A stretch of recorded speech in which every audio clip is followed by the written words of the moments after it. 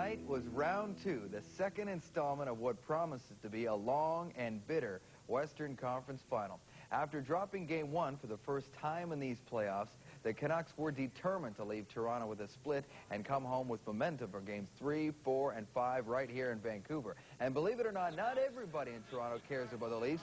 Some care more about the Raptors, apparently. And actually, Paul Carson will have a report on that a little later in the show. But first, we got the Canuck highlights, and there were lots of them in the first period. The only difference was Felix Potvin. He was great. And leave it to Pavel Bure to straighten out J.B. McCown. Caught him with his head down, but back to the Cat. If it weren't for him, the Leafs would have been in trouble. Linden has stopped. Bure has stopped. The Canucks were getting some great chances on the power play, but Felix Potvin was there to make the stop every time. They had 15 shots in the opening 20 minutes. They dominated, and they finally broke through, and this is a beauty. Then again, what Bure goals aren't. Look at the moves, the shots. Pavel Bure with his 10th of the playoffs. This is one, it's like when you were a kid in the driveway, making all the moves, putting it upstairs. Oh, baby. 1-0 after 1. Second period, you want to talk about pressure. Here are the Leafs firing. McLean got that with a blocker. The only time the Leafs were really dangerous was with the man advantage, but were they ever dangerous? They had the puck in a string, and Vancouver couldn't clear it. Here's Dave Ellett down low to Gilmore. Another save, McLean. But again, they get possession. It's back to Ellett, over to Dmitry Mironov, and you knew it was coming.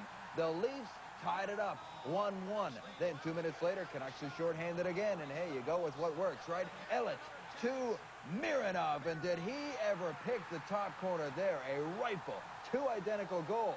And Toronto had used their power play to take the lead 2-1. But this is what was so impressive about the Canucks. They came right back at them. Here's a power play of their own. Jeff Brown blasted one 5-hole. There was no question who was still in control. And if you don't believe me, this is 30 seconds later. Dave Babbage over center ice, moving into the Leaf zone. Puts a little pass over to Murray Craven, and he snapped that one. Another top shelfer. They had taken the lead right back. 3-2 after 2. If the Canucks could just have stayed away from the penalty box, this wouldn't have even been close. Another Leaf power play, another Leaf goal. Gilmore to Ellett, and he boomed it. All kinds of traffic in front of McLean. He didn't have a chance. Ties it up 3-3. It was getting late. The next mistake would be crucial when they let Bure get loose again. The hands are so quick, but Potvin made another great save in close. Back come the Leafs. Vancouver has a defenseman caught up ice. It's Mike Eastwood who moved right in, and McLean stood his ground. It was getting exciting. Now, watch right side of your screen here. Jamie McCown tackles Cliff Ronning.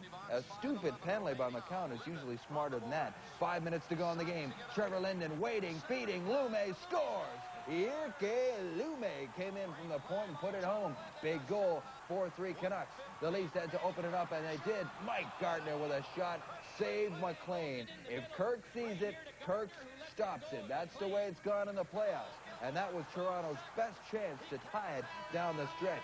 The Canucks held tough from there. The score was close, but there was no doubt who the better team was tonight. The Canucks are coming home with that split.